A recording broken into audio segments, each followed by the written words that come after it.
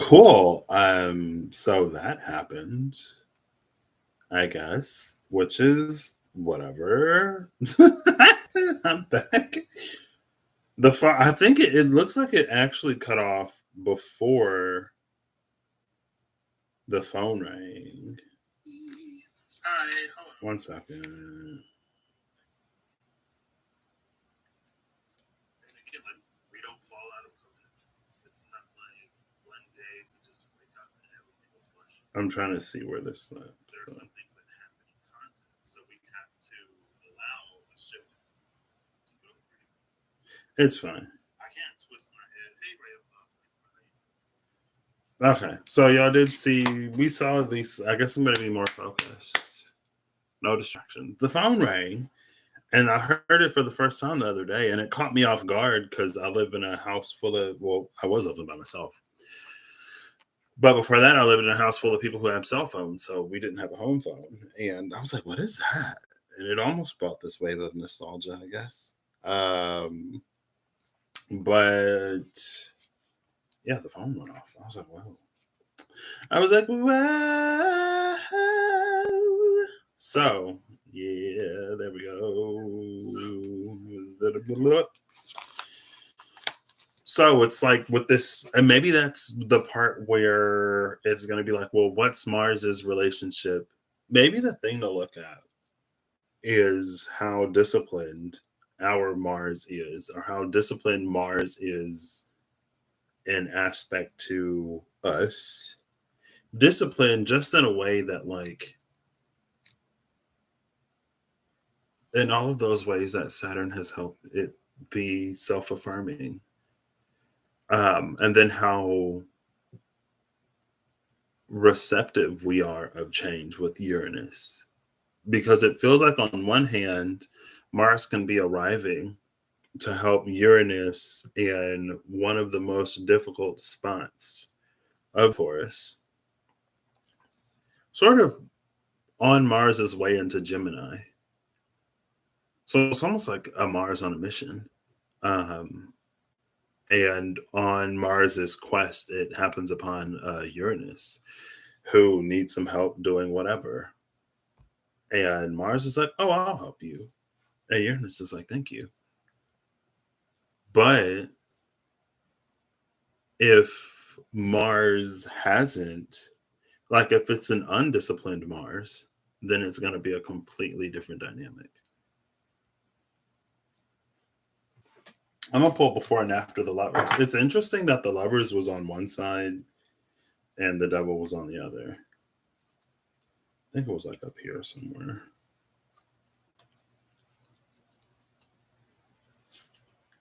The High Priestess is over here. Hey, we got another major. Oh, there's a World card. So the World is before the card before the Lovers, where the King of Wands was before the card before the Two of Swords. Enter at your own peril. Oh, it's in between the Hermit and the Two of Pentacles.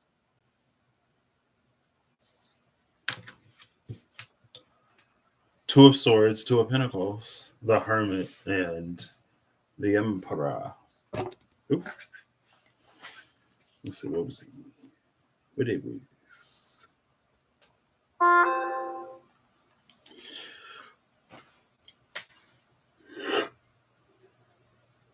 I feel like we've seen this Emperor lately. At the bottom of the decks, we have the Two of... Oh, here's the King of Swords that we've seen recently. And that Strength card again. Strength and the King of Swords. And this is on the side of Mars, which makes sense. That's how I read the King of Swords last time. And also, this is Minor High Priestess. So it makes sense.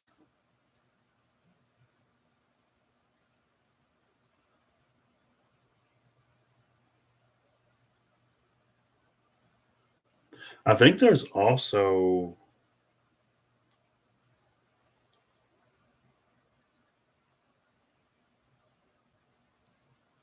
This is such an interesting... flanking the Devil is the Two of Swords and the Emperor. The Two of Swords is blindfolded, It's about things that aren't necessarily seen with the eyes. And the King of Swords, in his other capacity, was the tester, evaluator, the purveyor of, if purveyor is the word I want, um, logic and integrity.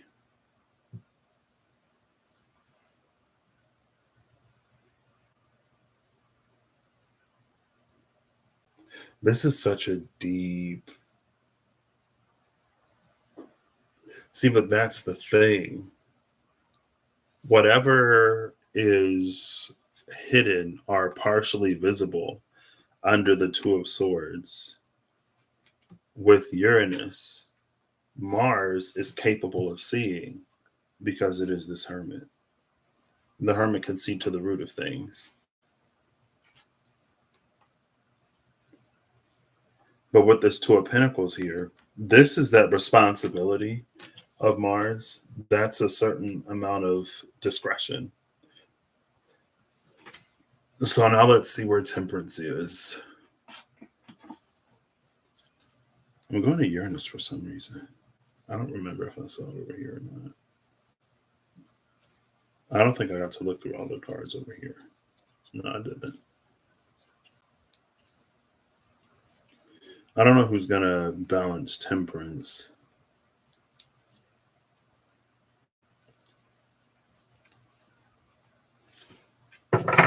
The Hierophant is on the side of Uranus. It's actually at the top of the deck for Uranus. And Uranus has spent the most time in Taurus. So I guess that affirms that, like, this is something led by Uranus. So Temperance is going to be with Mars, which I love, because that's what this Two of Coins is asking. And it's like, depending on Mars's dynamic with Saturn, it's like that's how easy it's going to be for Mars to apply just the right amount of force. Here's Temperance right here. And between the Four of Swords and the Ten of Swords.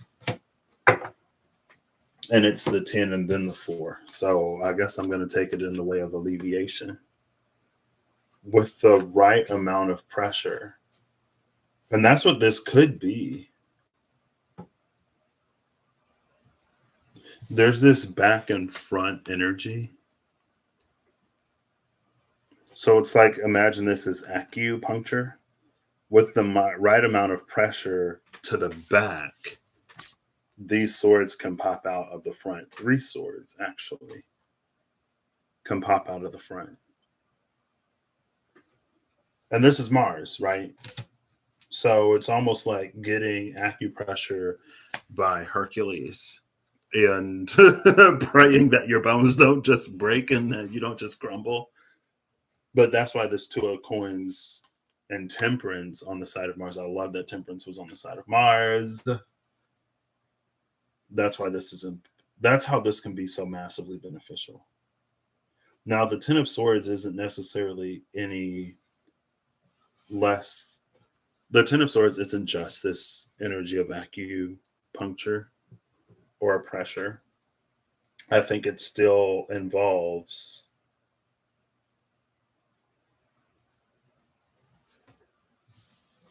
I've kind of sort of had a massage before. And so this is almost an energy of like pain that is used to relieve other pain. I don't know if acupressure or acupuncture probably hurts a lot less than acupressure.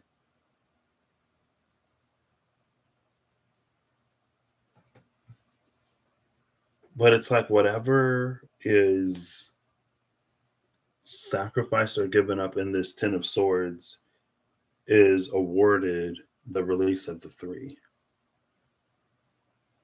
And again, that speaks to the things that we have to sometimes endure to get what it is that we want and to go where it is that we want. I guess if I'll look for the 8 of Swords next. So we're back on the side of Uranus. I don't know if the 8 of Swords is necessarily the card I want. Yep, it is on the side of Uranus. Oh my gosh. Hey, thank you. The Wheel of Fortune is before the card before. And the card before is the star, which is Aquarius, and Uranus rules Aquarius. Pluto is still in Aquarius. I don't think it's officially crossed over back into Capricorn yet. The Eight of Swords, the Eight of Coins. The Eight of Swords is in between the Eight of Coins and the Star. And again, before the Star was the Wheel of Fortune. I love that these cards are on the side that I expect them to sort of like be on. Maybe expect is strong, but if I'm following the energy, like, and I guess I am, they fall where they're sort of meant to. Or not meant to, they fall where I would expect them. And I'm back to what I said originally.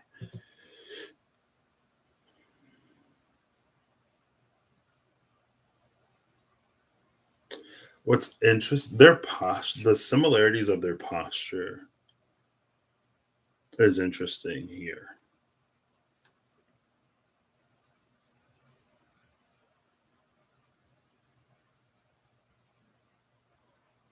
I'm not even trying to do the thing today because this lighting is so atrocious.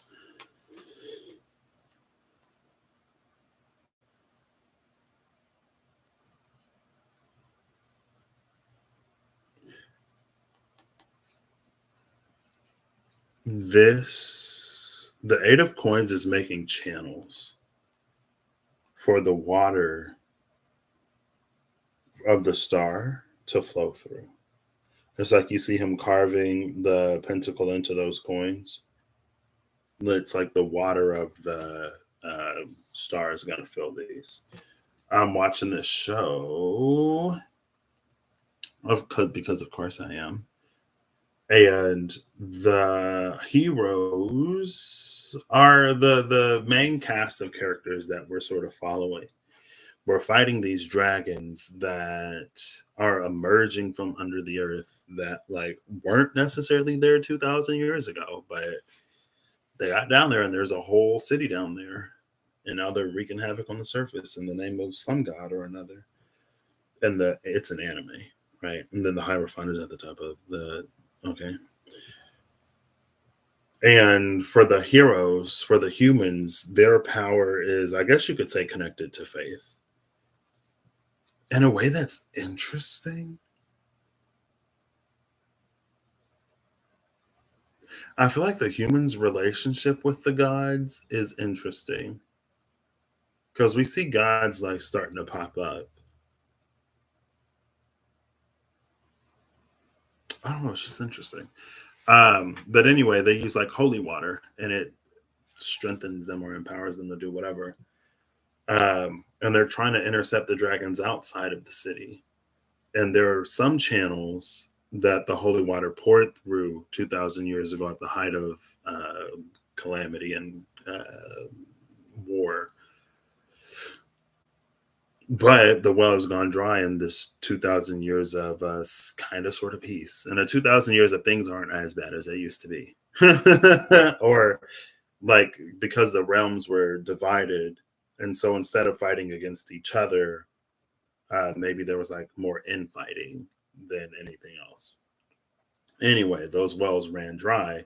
And so not only did they refill, or not only did they have the holy water flow through those things again, but they also had to create a channel for that water to flow through that went out to the battlefield. And it's like, that's what this is giving me.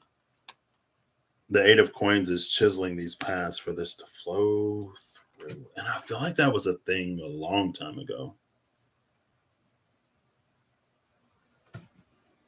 The thing, something about creating channels for energy to flow through. I feel like I almost remember that.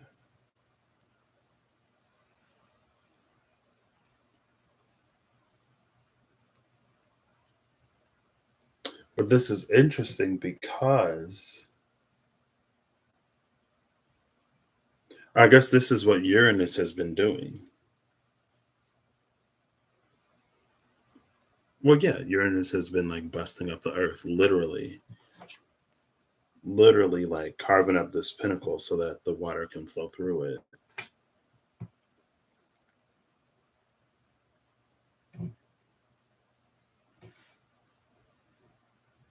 So now I guess I'm a little confused. Sure.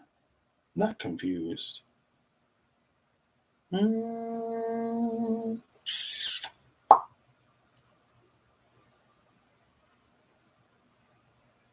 this just shifted the context of this reading.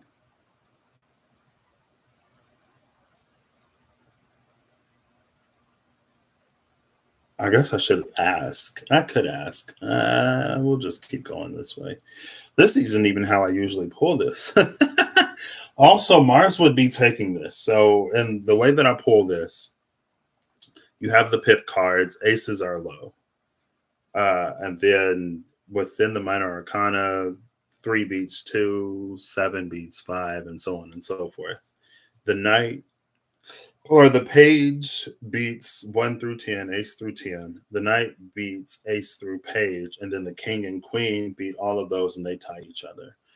Major arcana beats minor arcana, but they tie each other. So I don't say like the strength is number 8 and the hierophant is 5, so strength wins. All major arcana occupy that same place, just as the king and queen occupy the same place.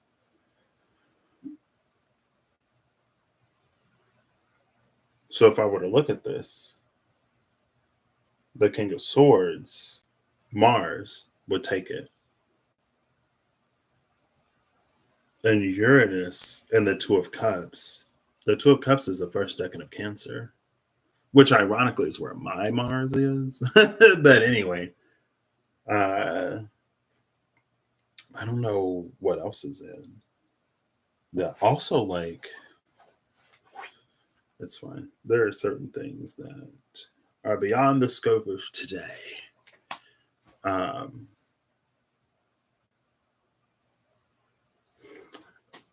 Uranus is still working on this last pinnacle. The Eight of Coins has been coming up a lot lately. This is the journeyman in the Spirit Keeper's Tarot, which is also very ironic. There is an irony there. Um, okay, birthdays tomorrow. Ooh, my sister's birthday is tomorrow. Cool. I'm supposed to be going to see her in Seattle. Maybe I'll still go. I did look at month-long Airbnbs in Seattle. It's expensive. And a month may be a bit much, you know what I mean? I do want to visit though. Anyway, besides the point. No distractions or the internet will cut out. um, but in this, it doesn't look like Uranus. And again, the how disciplined Mars is going to vary. How willing we are to accept Uranus's proposed changes, that willingness is going to vary.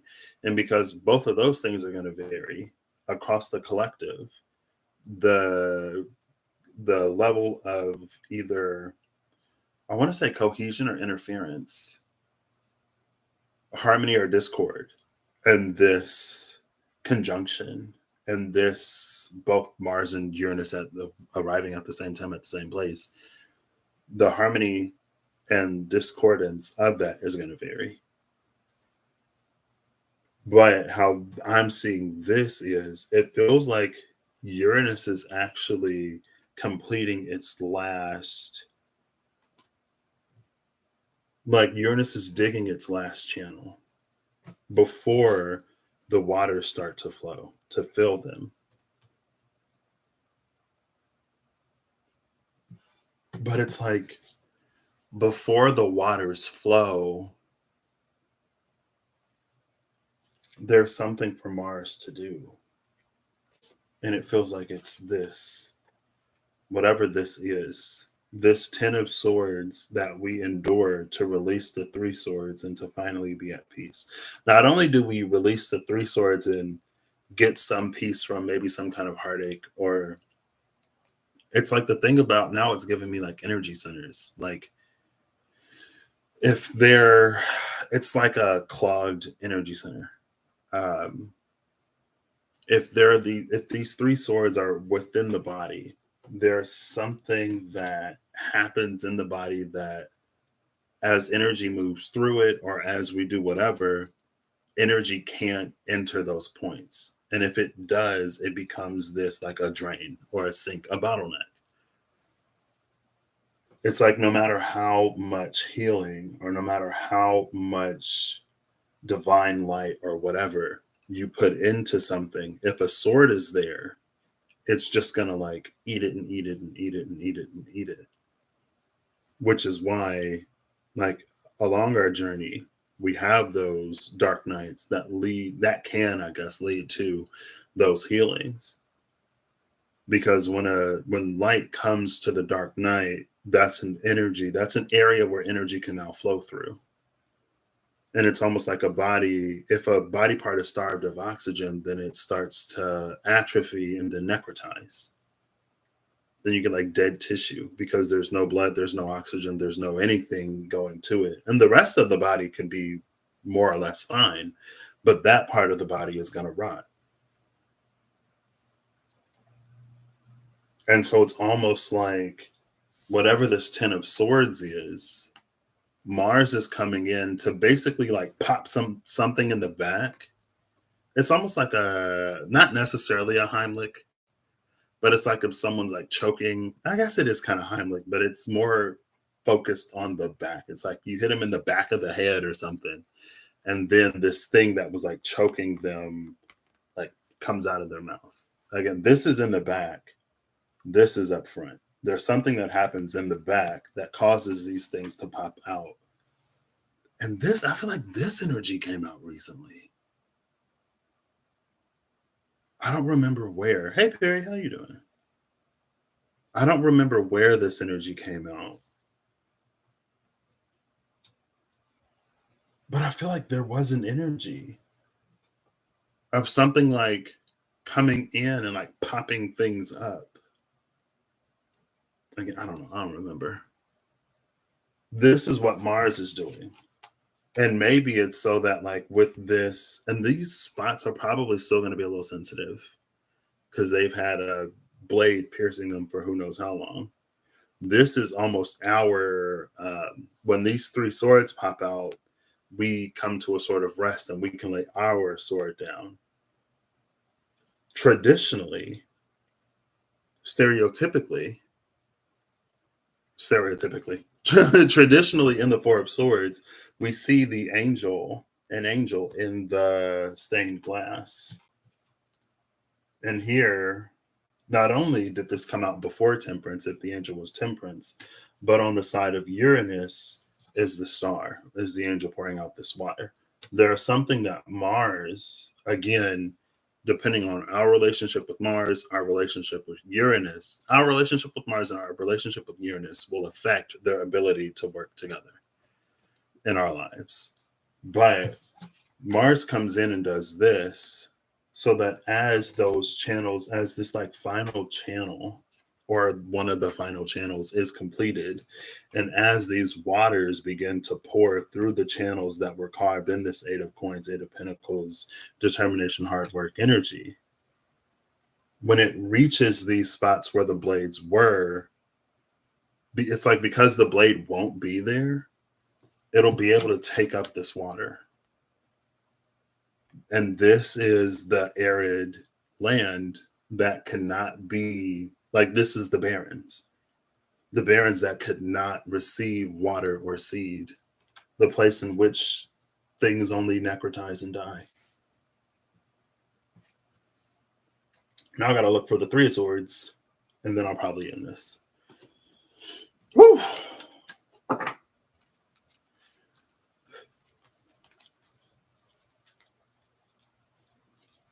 Because the Three of Swords, it's right here on the side of Mars. Woo!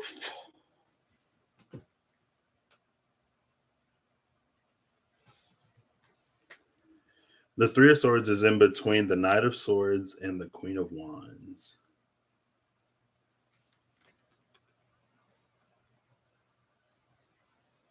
What does that mean? I don't know. But it's on the side of Mars again. Mars is the personal planet in this dynamic.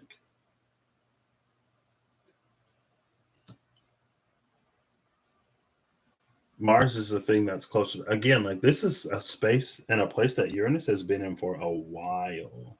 If I had my iPad, I could tell you when Uranus entered Taurus, but I don't remember. I guess I could Google it real quick. When did Uranus enter Taurus? When did Uranus, Uranus, enter Taurus? Bloop, bloop, bloop, bloop. This says Uranus entered Taurus for the first time since 1942 on May 15th, 2018. It entered Taurus. What? No. Is this Vedic? It entered Taurus again on June 1st, 2024. It's been in Taurus. Maybe do I gotta say in tropical? Well, this says May 2018, but is that? I'm confused. Anyway, it's fine. But the North Node was in Taurus when Uranus entered it, wasn't it? Because this just said something about Uranus conjunct North Node in Taurus. Uranus has been in Taurus. Uranus has been in Taurus long enough for it to conjunct the North Node. North Node just moved into Aries within the past 2 years because it doesn't spin longer than that.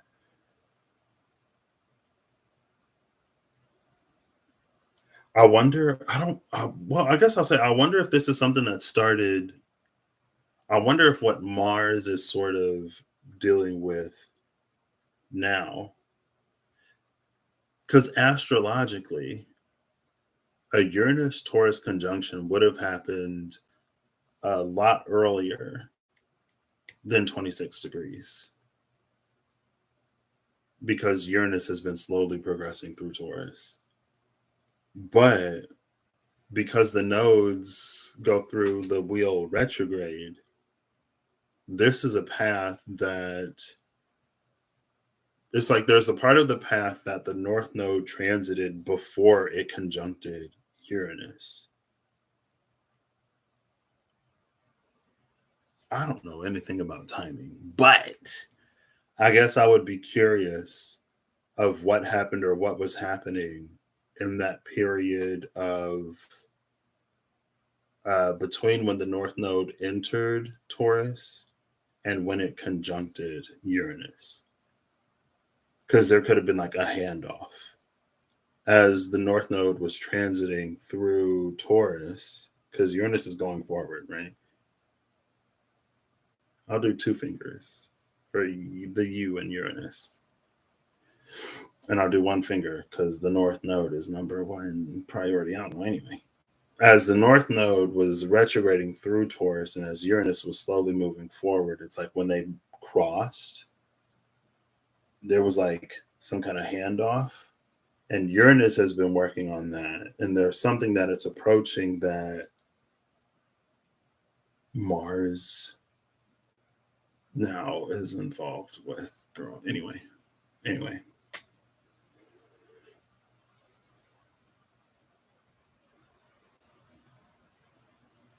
The Three of Swords is in between the Queen of Wands and the Knight of Swords.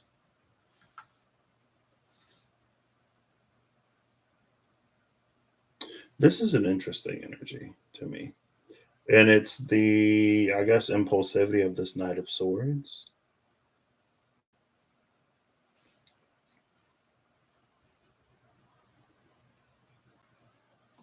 It's this impulsivity of the Knight of Swords combined with the. Is reading that stubborn? Uh,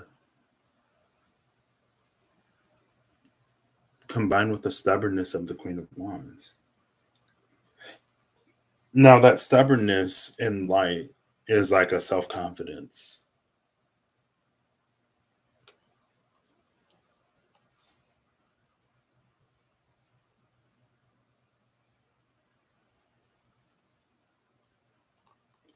This is an interesting energy.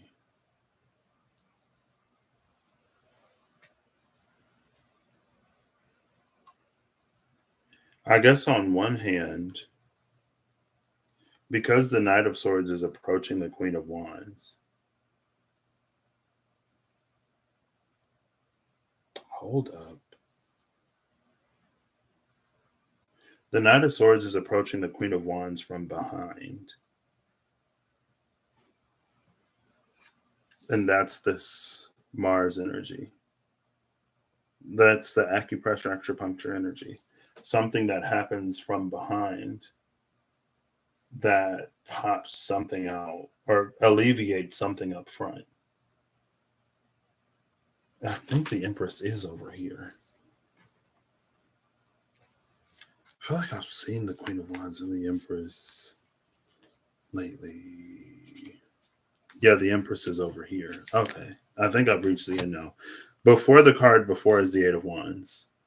And the Eight of Wands has been coming through in this like very magnetized sort of energy. I'll show you. This is the Eight of Wands. And I don't know if, yeah, you can see it. Like, you see the things moving around the wands, kind of. There's 8 wands. This Queen of Wands has that same energy around her wand. You can see it moving up and down, but hers is only 1.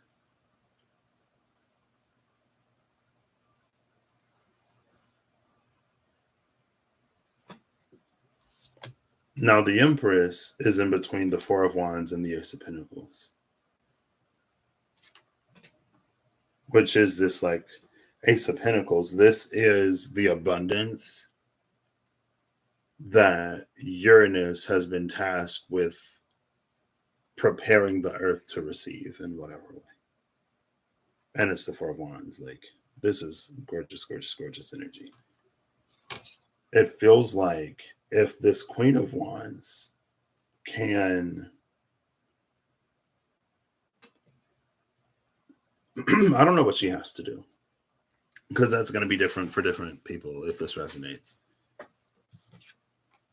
If the Queen of Wands is receptive to the acupuncture acupressure of this Knight of Swords, as these things pop out of her. Oh, and look, the mother with the child. Day. Oops, wrong card. This goes down here. As these things pop out of her, and maybe it's literally a baby. That's what puts her into this Empress energy. Both the Emperor and the Empress are on the side of Uranus.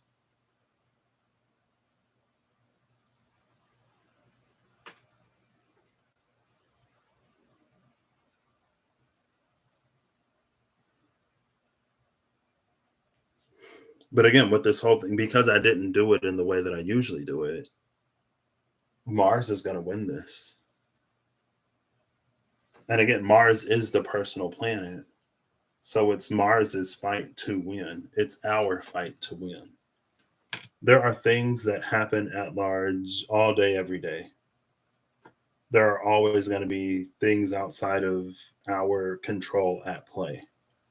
And the only thing that we can control is how we show up in the world and what we do. And it doesn't matter how well the stage is set. It doesn't matter how beautifully things are arranged. We can always go in and mess something up because we have free will and we can use it to do anything we want. And just because we have free will doesn't necessarily mean that the will of all will always align with it. And in the cases where it doesn't, it falls upon us to make up the difference.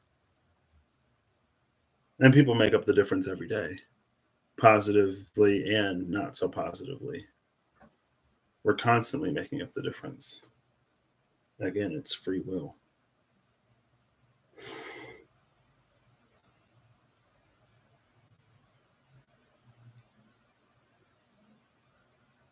And look, you even see the flowers here blowing in the breeze. You see little flowers. The flowers that can emerge from this now fertile land.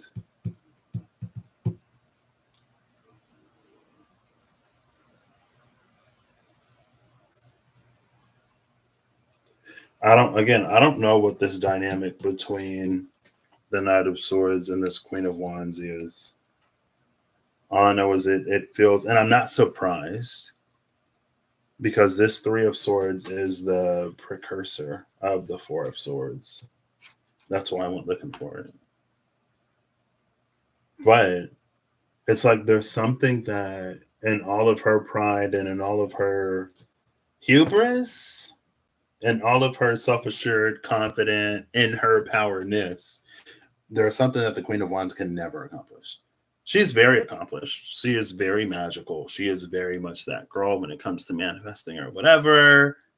She is the light for the sunflower. She got one. In this deck, she has one, exactly one sunflower. I've seen Queens of Wands with many sunflowers. Not to compare, but to humble her a little bit. I feel like this deck is very empowering, but also at the same time, it's been very humbling. Just like how we saw, what was it, like the Ten of Pentacles in comparison to the Magician or something like that. But it's almost like it's trying to communicate that there is more that lies beyond what we see and what we recognize as success and as abundance. And it's like it emphasizes that what we measure as success and what we see as a gauge of abundance or a powerful manifestor or whatever, like there's so much more that we're capable of.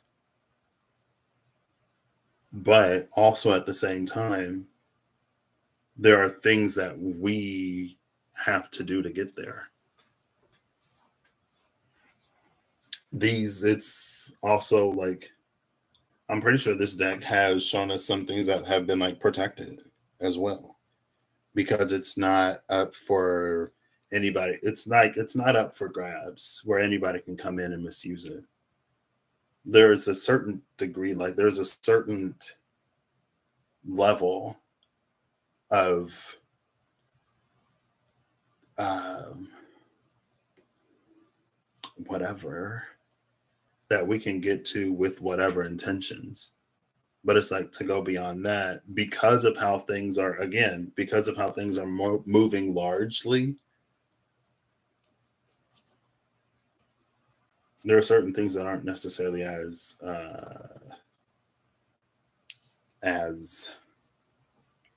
supported as ever before because things are shifting, things are changing. Cool.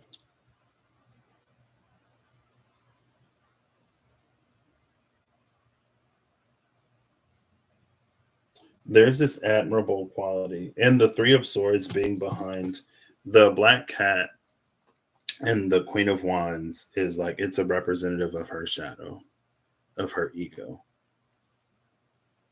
The Queen of Wands sits comfortably with her shadow and ego beside her. But it's like, because it's clarified by the Three of Swords, this is almost a more Queen of Swords energy, and I'm not going to go looking for it because I'm done. But it's almost a little bit more of the Queen of Swords in how she can sometimes, it's like a defense mechanism.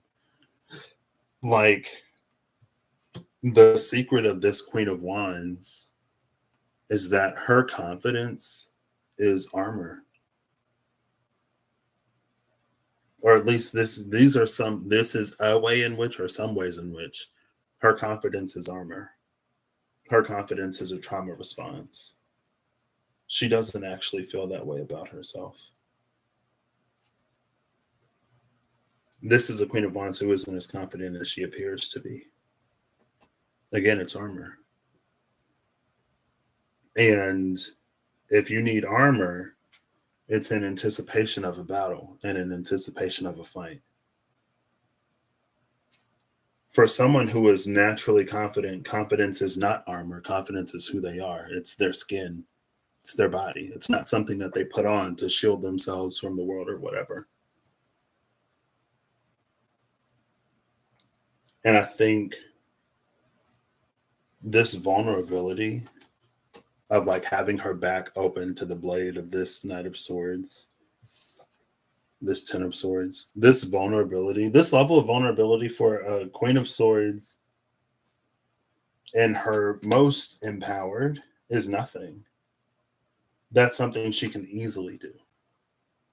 But that vulnerability for a Queen of Swords who puts on that energy as armor, that's like her something that it's her weakness.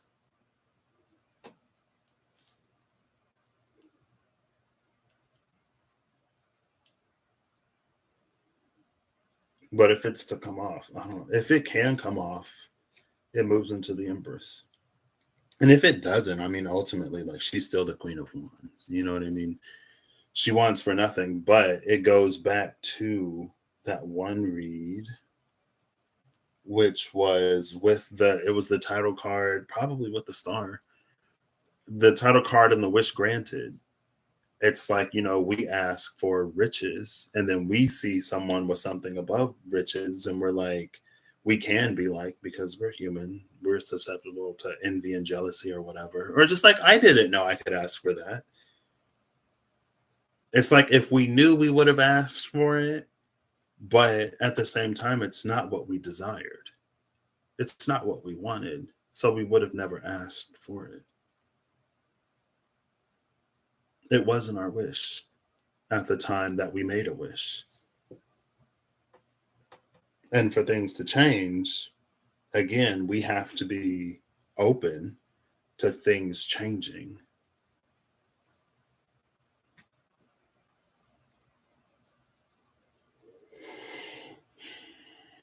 Cool. I guess that's it. I'm going to shuffle the Uranus cards into the Mars pile. And I'm going to shuffle the Mars cards into the Uranus pile.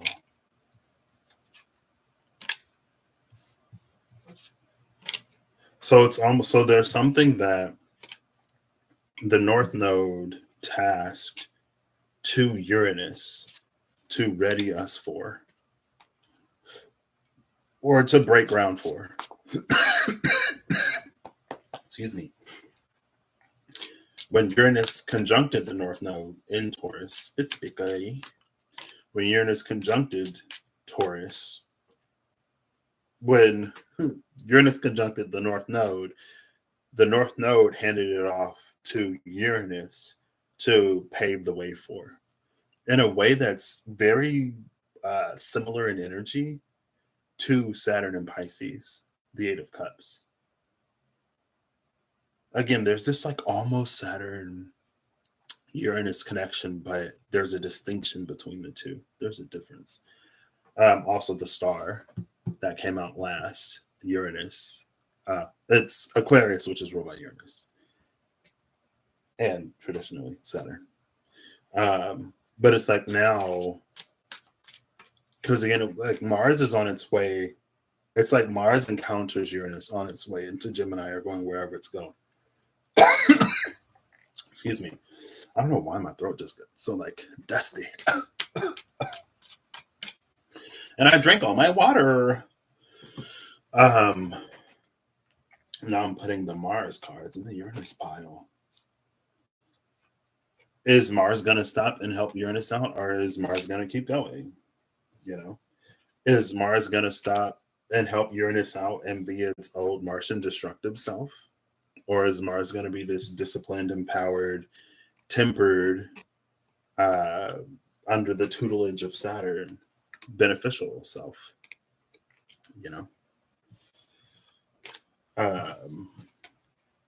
But before, because again, this is the path of the South Node or North Node. The North Node was in Gemini. I remember the North Node in Gemini. Woo, South Node Sagittarius, my North Node Sagittarius, South Node Gemini. That was the birth. That was the emergence of the maybe previous a version of. That's when I really started using my channel, once I did in this way, and in a way of like, because there are a lot of things that I observe. There are things that I observe within myself and my reality. There are things that I observe in the lives of people around me. Sometimes that mirror things that I'm seeing in my life, sometimes not. I have this friend that's doing this, going through this. I have another friend that's doing this, going through this, and I have another friend that's doing this, going through this. But I'm not personally going through it. And then there are things that I see sort of like in the world at large. And it's like it wasn't really until North Node Gemini that that my North Node in Sagittarius was like, you see some stuff, it's time to say something. See something, say something, ho. I'm like, okay, fine. But anyway, Mars is taking the baton from Uranus in some aspect. Mars is taking the baton from Uranus. Wow.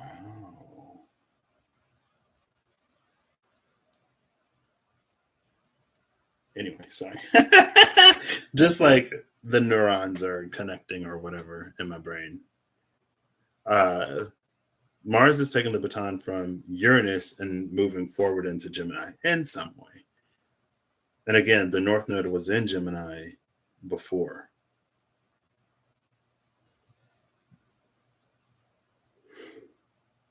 Was that Mars in Pisces? I feel like Mars was in Pisces when the North Node, around the time that the North Node transited into Gemini. I'm pretty sure Mars was in Pisces. I don't know if Saturn is now where Mars was, but it's in the neighborhood. But that was, anyway.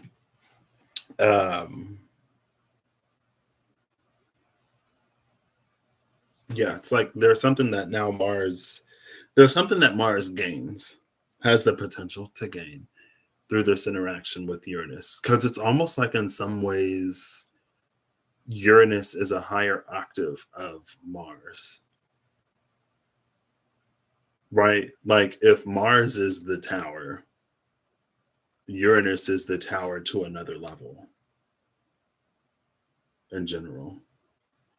Like what Mars does to a single tower, Uranus can do to a nation or to the entire to a world. So it's like on a bigger scale, on a bigger stage, to a bigger scale, to a higher degree. And so in this interaction with Uranus, again, it's like there's something for Mars to learn. There's something that Mars has the potential to learn, either to increase in degree, scale, or intensity. I guess it can be a positive way, a beneficial way, or a not so beneficial way.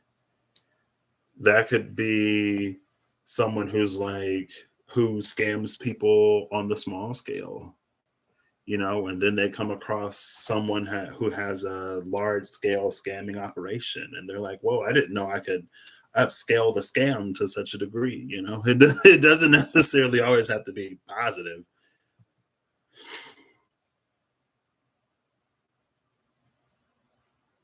Because I guess that's the beauty of Earth and of choice.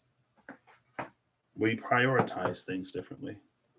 It doesn't mean that we don't necessarily care all the time, but we place our priorities on certain things. The King of Swords was looking for someone who was logical, that had integrity. They get the Tome of Clear Thought. The Tome of Clear Thought would probably be very beneficial in that Two of Swords situation. Again, there was something about Mars coming out with the Hermit where Uranus was met with the Ten of Swords. And it feels like it's because of what I've noticed as an interaction between Mars and Saturn. That Mars would be able to show up in a way that's like, what? Mars is going to go from that energy that like nobody wanted because it was so destructive or whatever to the one that everyone wants around.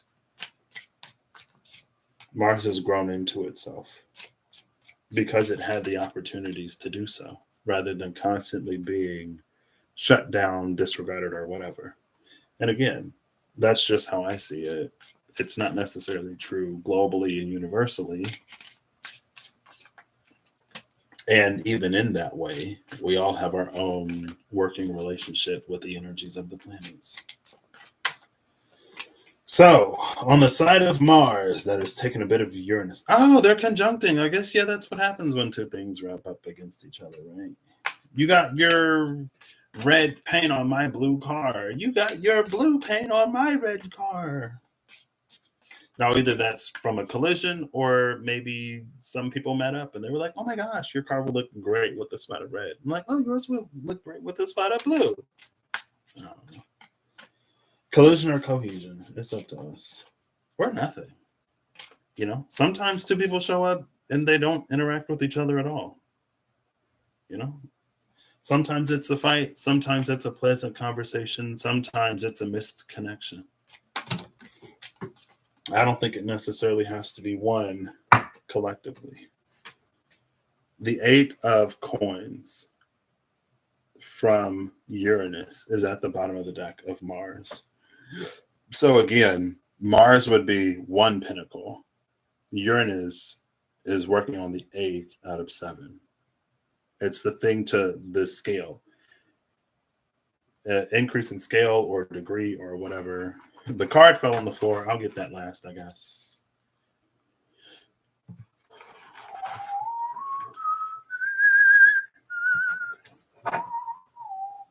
Ace of Cups at the bottom of Uranus. Wait. It worked with the Knight of Wands at the cut. The Knight of Wands is actually heading in the opposite direction of the Knight of Swords. I don't know if that's, again, it's how the Queen of Wands receives the Knight of Swords. Because if she went forward, she became the Empress. I guess if she goes back, she becomes the Knight of Wands. If she heads back in that direction. I don't know if there is a certain element of trusting in our intuition and discernment. It's almost reading as a decrease in lag time. Like let's say our intuition tells us to do something or we're discerning something, but we wait for validation upon confirmation. And so we receive the initial intuitive hit here. We require 16 different validations, depending on the frequency of us noticing those validations and depending on the frequency of naturally occurring or whatever validations. That 16 validation limit may take a day, a week, a month, whatever. That's like this. Well, the Nine of Cups is down here now. Jupiter and Pisces, Jupiter, Saturn and Pisces. Oh, this is Jupiter and Pisces, but right now Saturn is in Pisces, about to square Jupiter and Gemini. Mars is about to head into Gemini. Mars is going to conjunct Jupiter and Gemini. Maybe. I don't know how far into Gemini Jupiter is. Anyway, it's like us needing that confirmation is the Queen of Swords getting word from the Queen of Wands getting word from the Knight of Swords and having to go back and confirm before she moves forward or whatever. That's kind of sort of how it's reading. That's how she can go back to the Knight. Well, like, let me confirm, let me validate for myself. The Knight of Swords is an energy that moves with some kind of urgency. I'm not saying there's no time like the present. That's what I'll say. A stitch in time saves nine. I'll say that too. But if we've been led to a certain degree of like ease or flow, or if we approach this seamless interaction with our intuition and our discernment where we don't need as much validation, it feels like that's what's going to help the Queen of Wands get to that Empress a little easier, quicker, or whatever.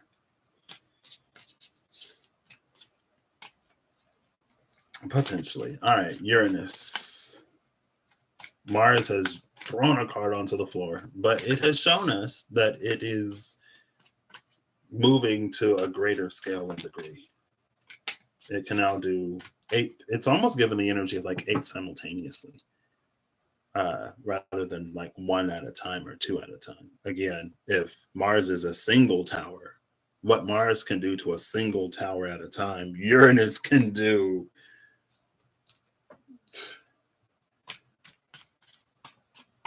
Uranus is like major arcana energy. So, like, do I have a minor tower? If there was a minor tower, Mars would be like the minor tower, not even pre-tower energy, where Uranus is like a full tower, which is why it's the Fool, I guess. That's a whole. It's like the rebirth after the destruction of a whole world, not just one tower. It's like whoa, you know. Anyway, all right, Uranus, come on. Take it as it resonates. If it resonates, when it resonates, and if it don't resonate, don't take it. Uranus may not. I'm gonna keep going until Uranus comes out with something. If it's not for me to know, give me a Two of Swords, a Queen of Cups, a High Priestess, someone in the High Priestess family. I don't have a title card here, or an angel, because then it's like it's in the heavenly realms above. You know what I mean? Beyond human understanding and reasoning. So I'm gonna keep going. If it's one of those, I see the Ten of Swords and the Page of Swords, but I'm not gonna take them. You gotta hit the table. You gotta hit the table, or flip clean in a way where I can't just flip you right back over, because it kind of like sat in my hand like that, so I could see it. But I'm gonna keep going until something comes out, or a clean flip.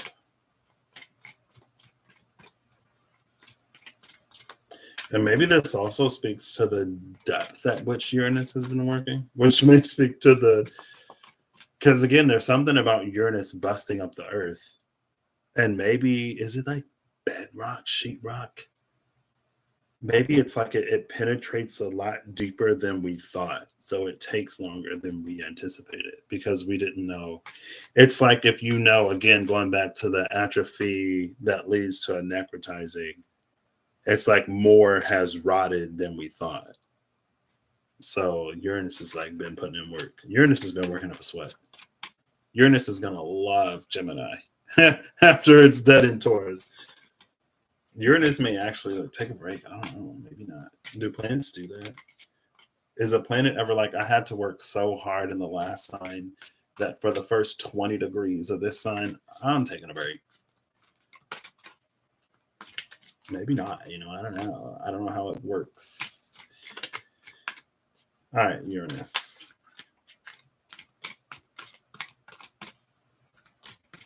Mars's card also fell on the floor, so I don't actually know what it is. All I know is that the Eight of Pentacles was at the bottom. Do I have to read Mars first? 1, I'm giving it 3. 2, oop, there we go. Oop, 3. Ace of Wands, because of course, and Ace of Chalices, because why not? Bottom of the deck is the Three of Swords from Mars.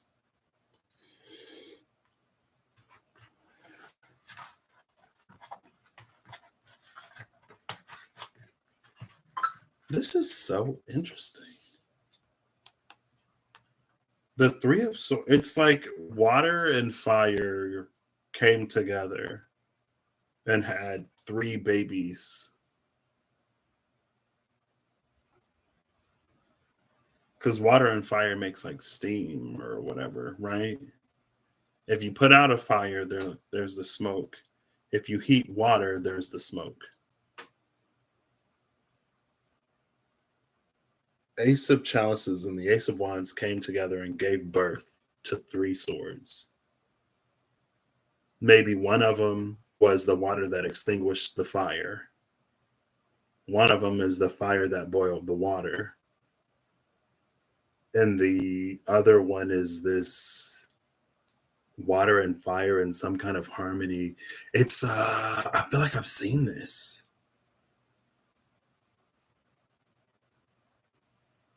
Yeah, there was an anime that I watched. Someone could produce water and they went into a burning building, but they had like this thin layer of water that they continue to supply or they continue to replenish. So the fire would like evaporate the top layer of the water. It's like the harmony of water and fire allows one to exist in the other. The water would vapor, it's like the external shell would vaporize to keep something from burning on the inside. And then it's almost like the same if you put fire and water, it would create this like oxidation shell. There would be this like this bubble of steam that would keep the fire, that would keep the waters from rushing in to extinguish the fire. Those are the three swords that the Ace of Wands and the Ace of Chalices gave birth to. Water extinguishing fire, fire boiling water, and this water fire combination state. I don't know what that is, but that's it. It wasn't an angel, and it wasn't uh in the family of the high priestess. So it's still like, whoo, what is that? But it ain't like, it's not beyond human understanding. But this is what happened. Water and fire came together and gave birth to three energies. The Seven of Wands. You can see him moving. If these made sound, that would be crazy.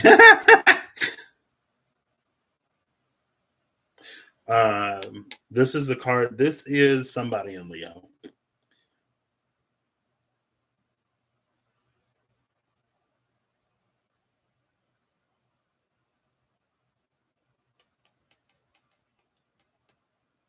Seven of Wands, Eight of Pentacles.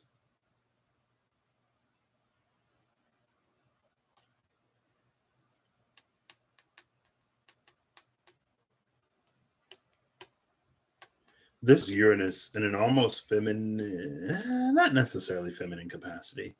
This was a masculine Uranus in preparation of feminine energy.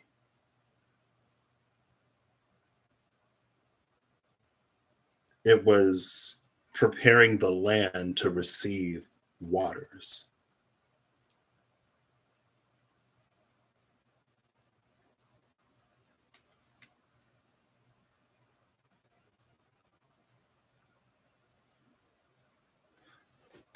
I'll let you take this one as it resonates. Maybe that's why I fell on the floor. Because I can see what this means to me. But this is about your relationship. This is the personal planet, your relationship with Mars. Aside from whatever Uranus is doing, girl, Uranus is almost coming out with a little bit of a goddess Aya, energy where it's like you ask a question, and Uranus was like, well, a long time ago, the fires and the waters met. Like, when was that Gate 5, Goddess Aya, when she was like, let me tell you what you're made of. Let me tell you how humanity came to be. This is, it's like to understand the answer that I would give you to the question that you are asking. You must first understand how things started way long ago. And it's like, oh, wait. That's the big play. This is Mars. This is the personal planet. This is the one that, we more participate in. These are the two cards. Again, this one was from Uranus. This Eight of Coins is something that Mars picked up from Uranus. And then the Seven of Wands is the card that fell on the table.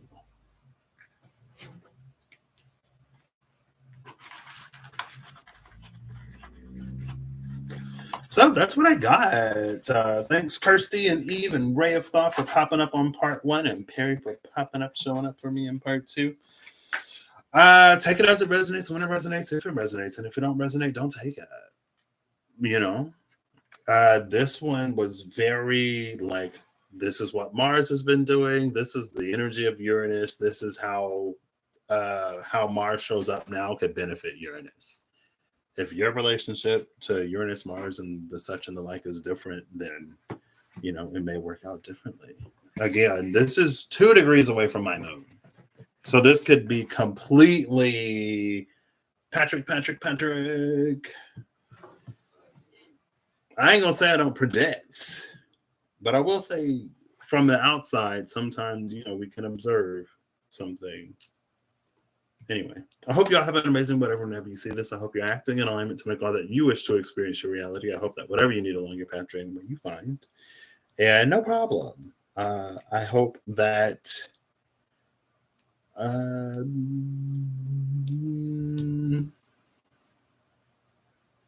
I hope you stand willing to receive all that you ask for and able to do what is that saying? It's not like do the needed. Do the necessary, not do the right thing. There's a saying, I don't know. I heard it like once and I was like, what does that mean? I hope you're able to do what you need to do to get there. Or to at least use that as a gauge. Or to also ask yourself sometimes too, what is being asked of you? Because if too much is being asked of you, or if you're being asked to compromise in a way that is not for you to compromise, sometimes we do got to compromise. Little stubborn Taurus me has learned. It took a minute. But compromise ultimately can lead to the benefit of all involved. But there are certain things that we shouldn't compromise, and that could be the 7 of Wands. Those hills that we stand on and defend, that we don't compromise. Because again, the King of Swords was looking for integrity. Sometimes to have integrity is to not compromise. Sometimes to have integrity is to compromise. Anyway, do the needed, do the needful. There we go. To do what is necessary or needed in a situation. I hope that you are able to do the needful to get wherever. So yeah, I will see you when I see you. I don't know when that'll be. I don't know where I'll be. I don't know. Google said Tails, and Tails was I'll go live. So this was it.